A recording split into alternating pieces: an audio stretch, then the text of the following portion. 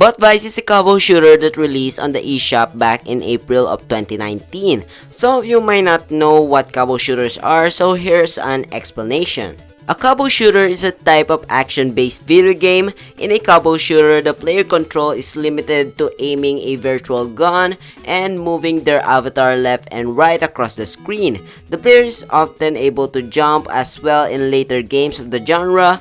This genre was started by the eponymous Cabal. Now that's done, Bot Vice was created and distributed by DYA Games. It's a retro-styled side-scrolling gallery shooter where you play as Erin Saver. She's taken an individual vendetta against a criminal group known as the Wild Bots and wants to bring them to justice. Each level plays like a small arena. You have enemy bots coming in from the top and sides of the screen while Erin is behind cover at the bottom of the screen.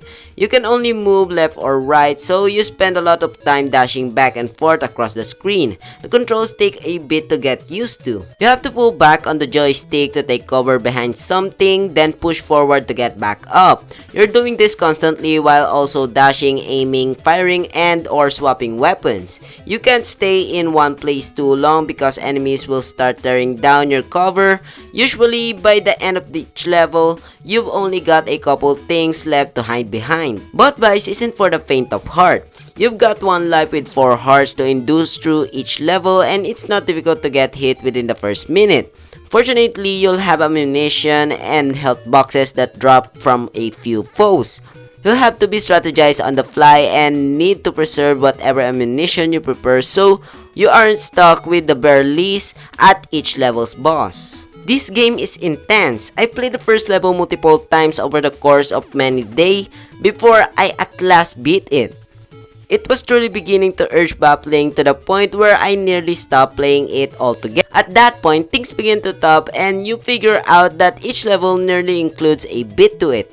That's when the fun started. As much as I like Bot Vice, it still feels like it's missing something. After you beat a handful of levels, things start to feel the same. There's no upgrades, no special characters, it's just the same type of thing over and over. Sure, the levels are fun enough and the enemies and bosses change each level. There's also around 25 super hard extra missions that you can play once you finish the story. So there's plenty of bang for your buck. I just started losing excitement the more I played. But Vice is still an extremely fun game with perfectly chunky pixel art and a catchy 90s synth rock soundtrack. In case you're a fan of Cabal shooters, this can be certainly worth picking up on the Switch. I had a lot of fun playing this game. I just found myself wishing there was a little more. Hey guys, that's it. If you guys like the video, leave a like, let me know what you think of the video, and as always, I hope you enjoy.